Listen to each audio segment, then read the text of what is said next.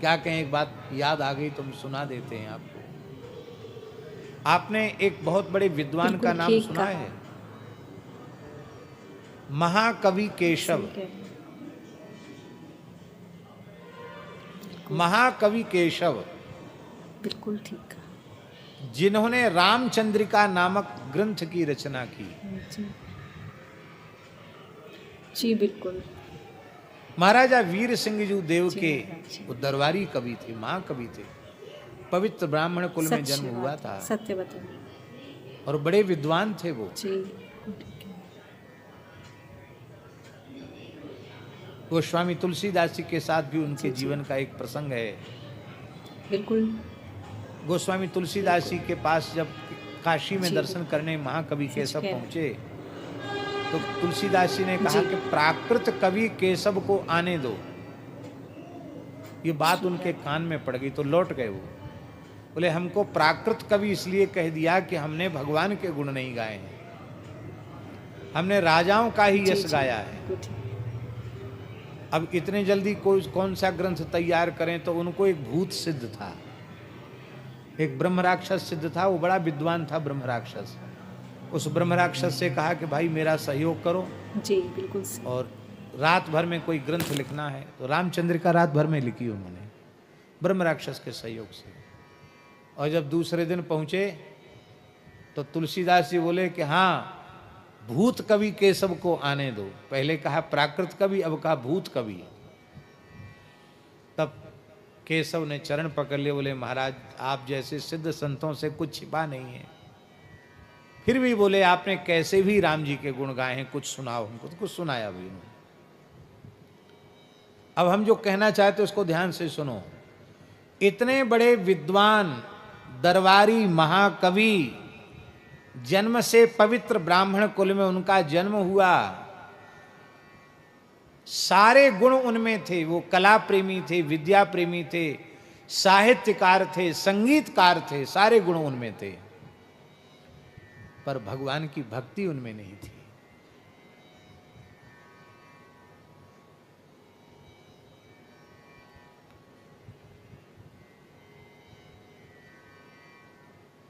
एक बार एक 15-16 साल की किशोरी कन्या लड़की ने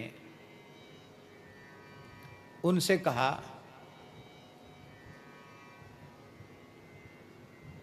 परम पूज्य श्री सागरिया बाबा की जय, जय जय श्री राधे।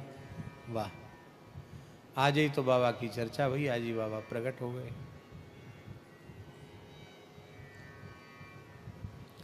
लगभग 100 वर्ष की आयु है बाबा की, और आज इस अवस्था में भी अपने नियम से चल रहे हैं। ये श्री ठाकुर जी की बड़ी कृपा है।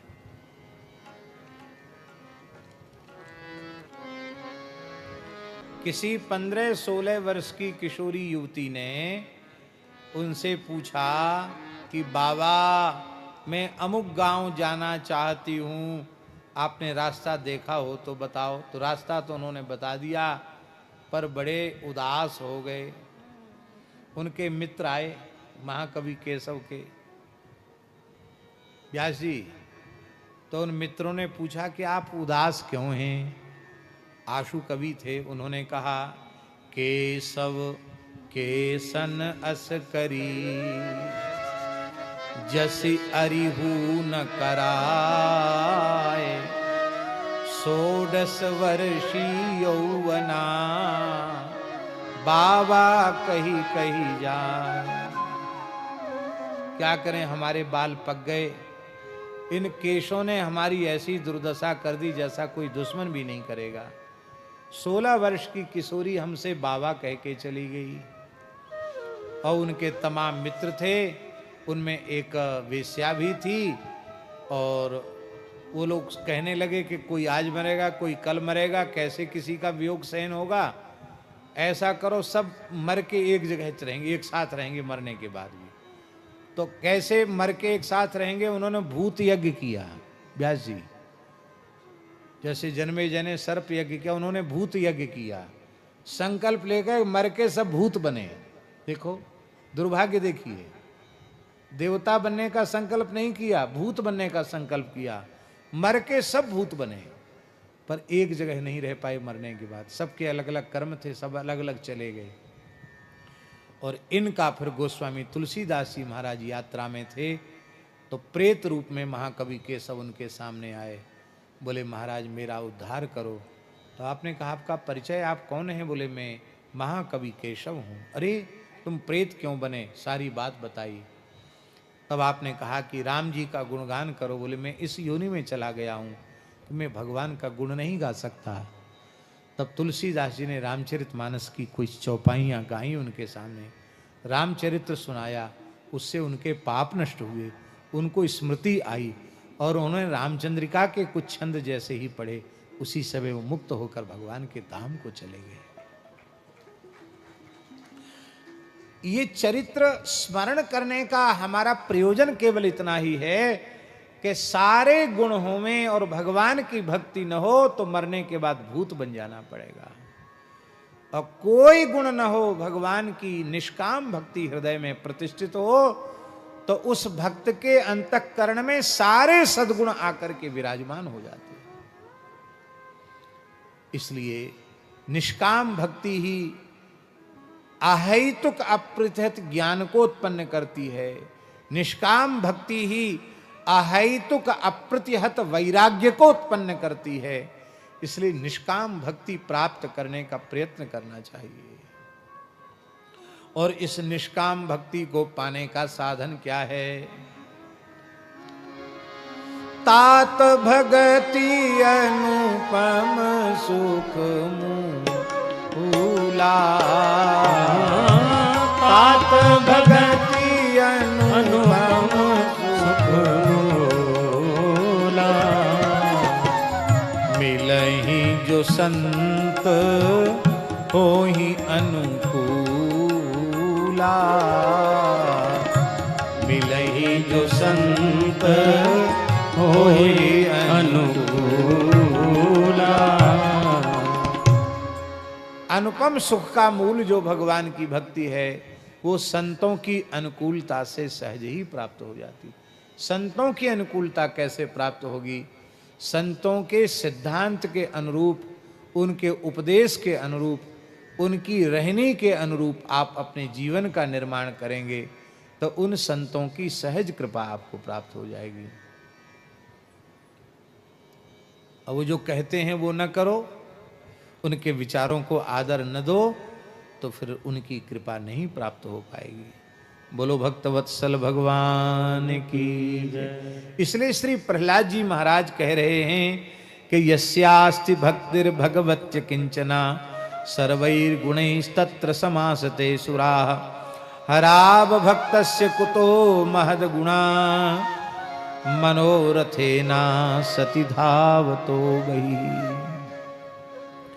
केतुमाल वर्ष में भगवान कामदेव स्वरूप से विराजते हैं।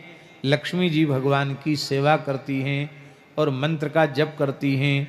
ओम ह्रांग ह्रीं ह्रूं ओम नमो भगवते ऋषिकेशाय सर्वगुण विशेषेर विलक्षितात्मने आकुतीनाम चित्तीनाम चेतसाम विशेषाणाम चाधिपते षोडश कला छंदोमयाय छंदोमयायान्नमयायाम मृतमयाय सर्वमयाय सहसे ओजसे बलाय कांताय कामाय नमस्ते उभयत्र भूयात। इस मंत्र का लक्ष्मी जी जप करती हैं और एक बड़ी विलक्षण स्तुति करती हैं लक्ष्मी जी। लक्ष्मी जी कहती हैं संसार की सभी नारियां पातिव्रत धर्म का पालन क्यों करती हैं? बोले पातिव्रत धर्म के पालन से भी आप ही प्रसन्न होते हैं, आपकी प्रसन्नता प्राप्त होती है। महाराज जी कितनी विशेष बात लक्ष्मी जी कह रही हैं। कहती महाराज यदि किसी स्त्री का पातिव्रत बहुत उत्तम कोटि का है और वह आपकी प्राप्ति नहीं चाहती है तो भी उसे आपकी प्राप्ति हो जाएगी। प्रमाण क्या है जानते हैं? वृंदा महासती है, उसका संपूर्ण प्रेम जालंधर में है।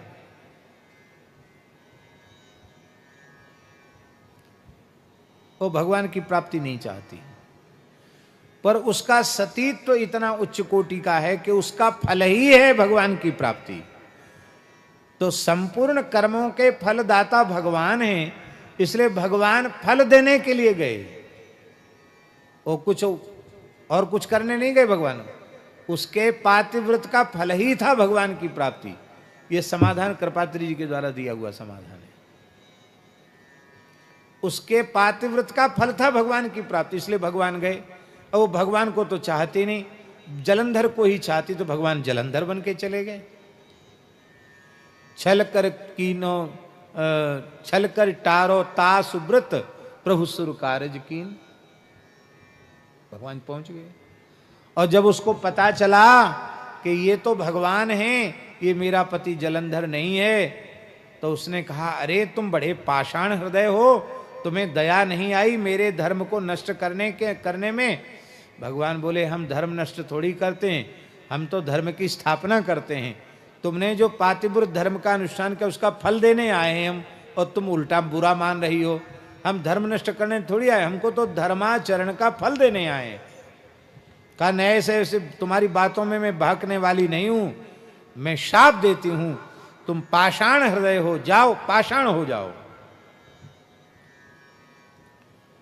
भगवान बोले, देखो प्रेम में गाली भी खानी पड़ती है, कई बार मार भी खानी पड़ती है। हमारा तो अब प्रेम तुमसे हो गया है, तुम शाप दे रही हो तो हम अंगीकार करते हैं, लेकिन सुन लो फिर भी हम तुम्हें तो छोड़ेंगे नहीं, क्योंकि हम जिस जीव को अंगीकार करते हैं फिर उसका त्याग कभी करते नहीं। तुमने कहा तुम पाषाण हो जाओ तो मैं शालिग्राम हो जाऊंगा, और तुम्हें तुलसी बनकर हमारी सेवा में रहना पड़ेगा। तो वृंदा ही तुलसी हो गई। बोलो तुलसी शालिग्राम भगवान की, अजहु तुलसी का हरि ही प्रिय। बाबा हमारे यहाँ साधुओं में कहावत है तुलसी जी के बारे में, 4 प्रहर 64 घड़ी ठाकुर के ऊपर ठकुरानी चढ़ी।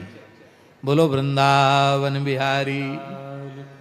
ठाकुर शालिग्राम जी, ठकुरानी तुलसी, तो 4 प्रहर 64 घड़ी ठाकुर के ऊपर ठकुरानी चढ़ी। हमारे एक महात्मा थे पुजारी श्री रामचंद्र दास जी, सुदामा कुटी के बड़े पुजारी जी, वो कहते थे, बच्चा तुलसी दल चंदन में डुबा करके फिर शालिग्राम जी पर चिपका देना चाहिए। क्यों? कहते थोड़ी देर के लिए तुलसी दल अलग हो जाए तो वो कहते थे, उनका सुना हुआ आप बता रहे हैं कि भगवान के माथे में दर्द होने लग जाता है कि अरे तुलसी जी कहाँ चली गई।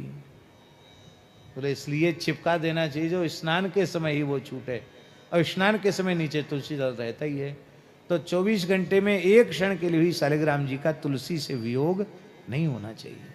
यही बात लक्ष्मी जी कह रही हैं, स्त्रियो व्रतस्वाम ऋषिकेश्वरम स्वतो ह्याराध्य लोके पतिमा शासतेन्यम तासाम न ते वै परिपांच पत्यम प्रियम धनायुंसियतो स्वतंत्रा।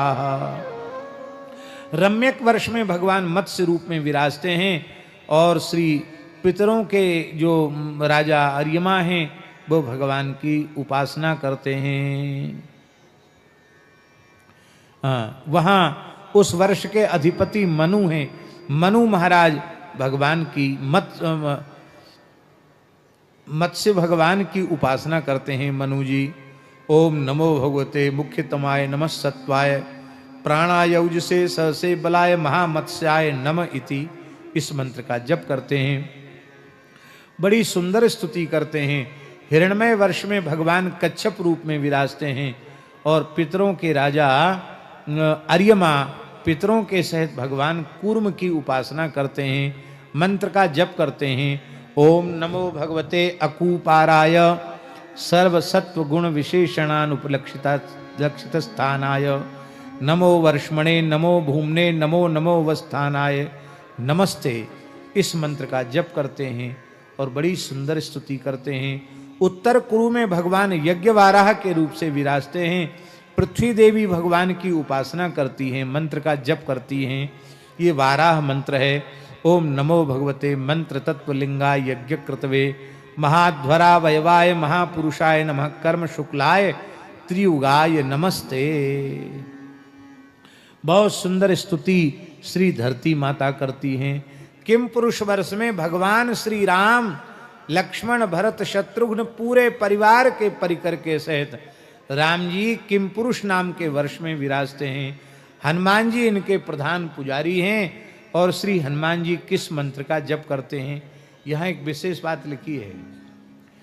आर्ष्टिशेणेन सह गंधर्वैः अनुगीयमानां परम कल्याणीं भर्तृभगवत कथां समुपसृणोति स्वयं चेदम गायति। भगवान श्री राम अपनी लीला का संवरण करने के लिए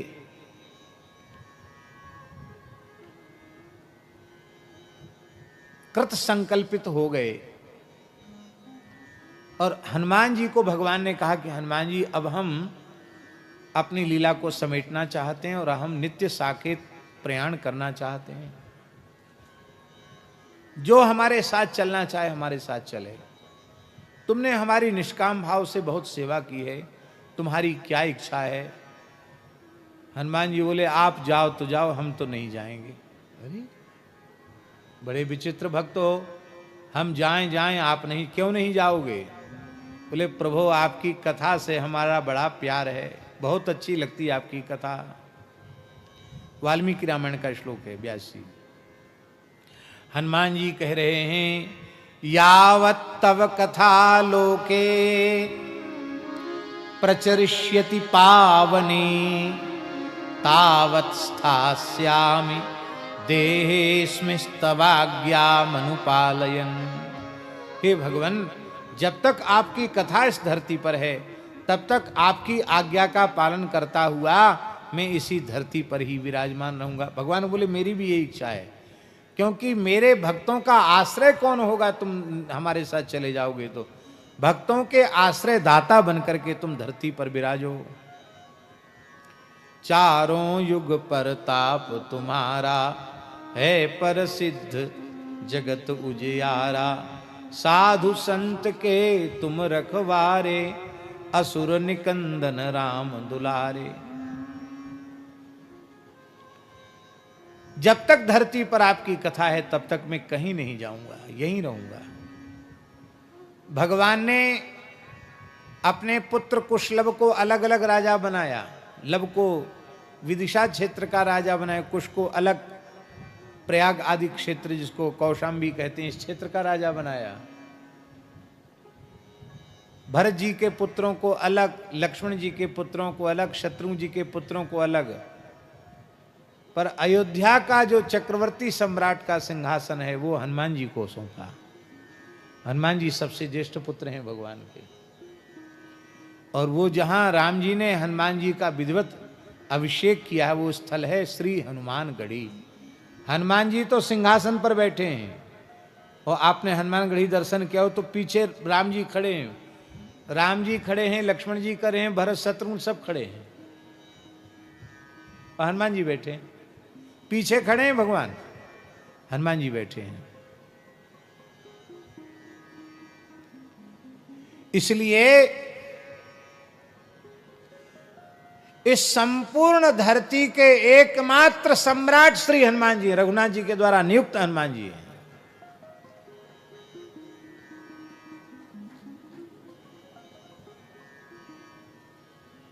बड़ी अद्भुत महिमा है हनुमान जी की, अद्भुत महिमा है।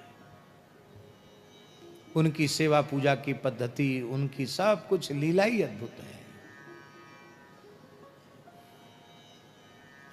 भगवान ने सोचा हनुमान जी को जिस दिन कथा सुनने को नहीं मिलेगी उसी दिन हनुमान जी धरती छोड़ देंगे, तब धरती का क्या होगा। तब भगवान ने किम पुरुष वर्ष में स्वयं विराजमान भगवान हो गए और हनुमान जी को वहां अपनी सेवा में रखा और आर्ष्टिशेण नाम के गंधर्व राज को कहा कि आप 24 घंटे वीणा मुर्ज मृदंग आदि बजा बजा करके मेरे नाम का कीर्तन और मेरे चरित्र का कीर्तन हनुमान जी को सुनाते रहें। तो भगवान ने ये व्यवस्था कर रखी है कि हनुमान जी धरती कभी न छोड़ें। हनुमान जी कभी धरती छोड़ते नहीं। संसार में सब जगह राम कथा बंद हो जाएगी, पर किम पुरुष वर्ष में आर्ष्टिशेण गंधर्व जो राम कथा गा रहे हैं वो कभी बंद होने वाली नहीं है। इसलिए हनुमान जी भी कभी धरती छोड़ने वाले नहीं। सब देवता धरती छोड़ जाएंगे समय आने पर हनुमान जी फिर भी धरती पर रहेंगे। बोलो श्री हनुमान जी महाराज की जय। हनुमान जी महाराज किस मंत्र का जप करते हैं? यहां लिखा है स्वयं चेदम गायति। वो केवल मंत्र का जप नहीं करते, मंत्र का गायन करते हैं। इसका मतलब है जप वाले मंत्र का जप किया जाता है और संकीर्तन मंत्र का गायन किया जाता है। अब ये गद्य है, अब हनुमान जी किस राग में, किस स्वर में, किस ताल में गाते होंगे ये तो हनुमान जी ही जाने, पर बड़ा सुंदर भाव है। ओम नमो भगवते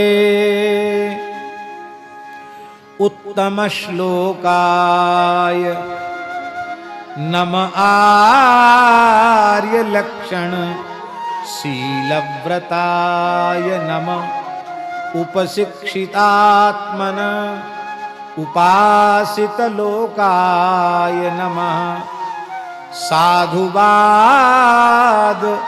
निकषणाय नमो ब्रह्मण्य देवाय महापुरुषाय महाराजाय नमः।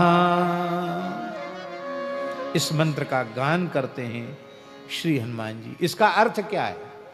इसका अर्थ है कि हे श्री रघुनाथ जी, आप प्रणव स्वरूप हैं, ओंकार स्वरूप हैं। हे ओंकार स्वरूप पवित्र कीर्ति वाले प्रभु श्री राम, हम आपके चरणों में नमस्कार करते हैं, हम आपके चरणों में दंडवत प्रणाम करते हैं।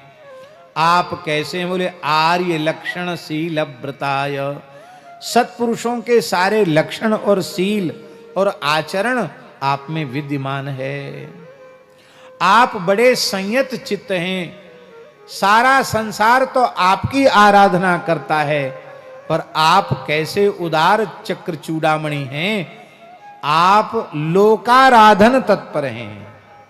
उपासित लोकाय, लोक की ही आप उपासना करते हैं, अर्थात लोकाराधन तत्पर हैं। और महाराज जी लिखा है साधुवाद निकषणाय। निकष जानते हैं? कसौटी को निकष कहते हैं। जब कसौटी पर सोना कसा जाता है तब उसकी परीक्षा होती कि खरा है कि खोटा है। तो हनुमान जी कहते हैं साधुता की कसौटी पर तो हे रघुनाथ जी आप ही खरे उतरते हैं। कितनी बढ़िया बात है।